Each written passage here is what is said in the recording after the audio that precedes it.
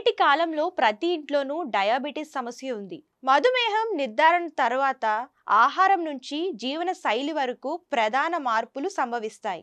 ముఖ్యంగా చాలా మంది రక్తంలో చక్కెర స్థాయిలను అదుపులో ఉంచుకోవడానికి వాకింగ్ చేయాలని వైద్యులు సూచిస్తూ ఉంటారు.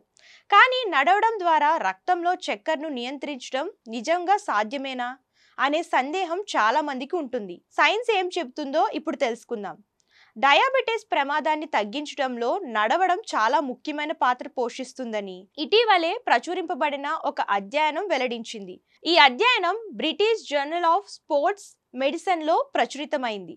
ఈ అధ్యయనం 5 లక్షలకు పైగా మధుమేహ వ్యాధిగ్రస్తులపై పరిశోధన చేశారు.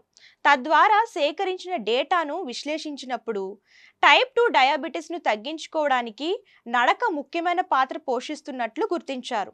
గంటకు 4 కిలోమీటర్లు లేదా అంతకంటే ఎక్కువ వేగంతో నడిచే వారికి డయాబెటిస్ వచ్చే ప్రమాదం తక్కువగా ఉంటుందని అధ్యయనాలు చెబుతున్నాయి. గంటకు 5 నుంచి 6 కిలోమీటర్ల వేగంతో నడవడం వల్ల ప్రమాదాన్ని 24% వరకు తగ్గిస్తుంది. గంటకు 6 కిలోమీటర్ల కంటే ఎక్కువ వేగంతో నడవడం వల్ల ప్రమాదం దాదాపు 39% తగ్గిస్తుంది. నిపుణుల అభిప్రాయం ప్రకారం వేగంగా నడవడం వల్ల శరీరం ఇన్సులిన్ సెన్సిటివిటీ పెరుగుతుంది, కండరాలలో గ్లూకోజ్ శోషణ పెంచుతుంది, ఒత్తిడి వాపును తగ్గిస్తుంది. ఫలితంగా రక్తంలో చక్కెర స్థాయిలు నియంత్రించబడతాయి.